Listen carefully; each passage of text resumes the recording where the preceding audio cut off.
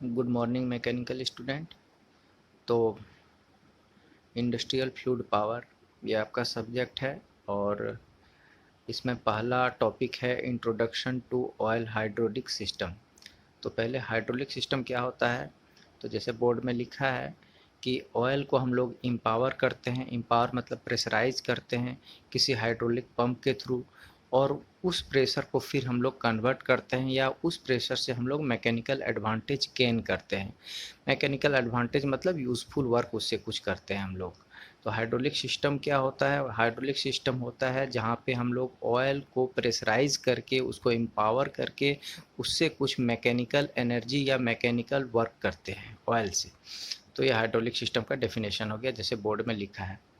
अब next topic है general layout of hydraulic system. तो हाइड्रोलिक सिस्टम वर्क कैसे करता है उससे पहले हम लोग जान लेते हैं हाइड्रोलिक सिस्टम का कुछ एग्जांपल ले लेते हैं। जैसे हमारे बाइक में हाइड्रोलिक ब्रेक है या कार में हाइड्रोलिक ब्रेक है या हाइड्रोलिक प्रेस होता है या सीएनसी मशीन होता है, ग्राइंडिंग मशीन होता है, अर्थ मूविंग इक्विपमेंट्स होता है जैसे जेसीबी का बकेट्स वगैरह हम लोग देखते हैं, वो हाइड्रोलिक प्रेशर पे काम करता है।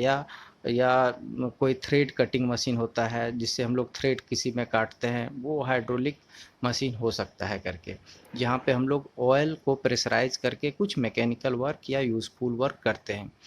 तो उसका एक अपना सर्किट होगा हाइड्रोलिक सिस्टम का। वो एक सर्किट का एक जनरल लेआउट हम बनाए करके, बहुत बहुत इंपॉर्टेंट है, एग्जाम में हमेशा पूछता है। तो कैसे वर्क करता है हाइड्रोलिक सिस्टम? एक जनरल लेआउट है, उसके पास यहाँ पे देखिए ऑयल स्टोरेज टैंक होता है, एक ऑयल स्टोरेज टैंक होता है, फिल्टर होता है, पंप होता है, भाल्व्स होते हैं, एक्चुएटर होता है, फिर वर्क होता है और ये पाइप्स हैं। अब इसको थोड़ा हम लोग विस्तार से देखते हैं कैसे वर्क करता है। जब ये पंप ऑन होगा तो automatic oil oil storage tank से सक होगा।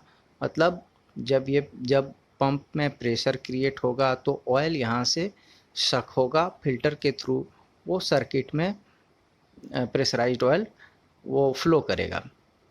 तब जब ऑयल स्टोरेज से फिल्टर की ओर ऑयल आएगा तो ऑयल फिल्टर हो जाएगा, फिर उसको पंप के थ्रू प्रेशर मिल जाएगा ऑयल को, वो प्रेशराइज्ड ऑयल एक भाल्व में पहुंचेगा जिसका नाम है प्रेशर कंट्रोल भाल्व।